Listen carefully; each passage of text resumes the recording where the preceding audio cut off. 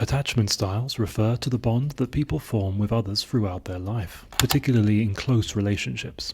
They are thought to be formed in early childhood and influence our actions, interactions, and relationship forming in adulthood. Different identified attachment styles include secure, anxious, and avoidant attachment styles. Each style is loosely characterized by a specific set of behaviors and attitudes towards relationships. It is important to note that these attachment styles are not fixed and can change over time depending on our experiences and personal growth. Let's look at each attachment style in turn and match each with behaviors and activities that we can do to prevent our innate style from causing us trouble.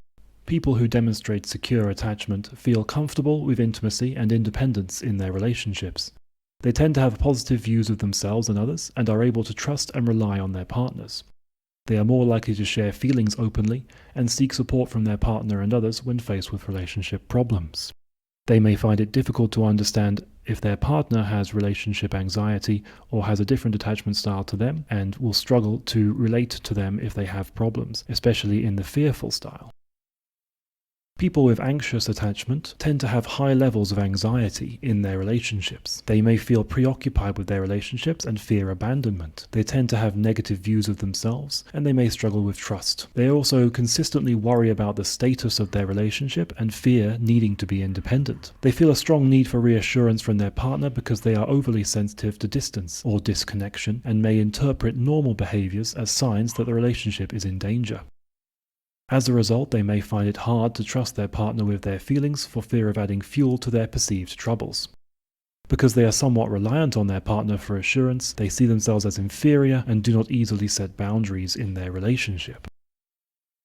People who demonstrate avoidant attachment tend to have a fear of intimacy and may avoid close relationships altogether. They have a strong sense of independence and self-reliance and may struggle with trust and commitment. Avoidant attachers have difficulty letting themselves get close to others and may react by pushing others away as a fear response. They are oversensitive to their partner's need for closeness and interpret it as clinginess more often than others. At the same time, they avoid being as vulnerable because they wish to maintain some emotional separation. This innate avoidance creates a strong sense of independence and makes trusting others and committing to long-term relationships harder because they have come to expect that relationships are suffocating and will end with hurt.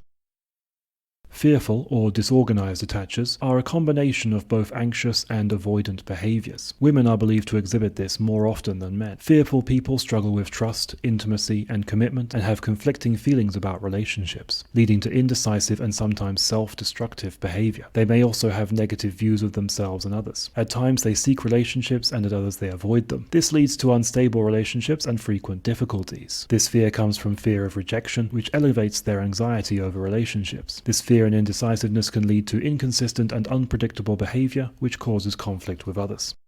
Becoming aware of our attachment style and understanding the potential styles of people around us can help put our past relationships into context and understand what steps we must take to reach a more secure relationship. We can identify and challenge our insecurities and behaviors rather than being a slave to them. Identifying our style can be a long-term endeavor. Keeping track of our emotions and reactions over time is the best way to get a good picture of our behavioral patterns. Our most frequent emotions are where our attachment style likely lies. Therapy can be a useful tool in identifying and addressing attachment issues.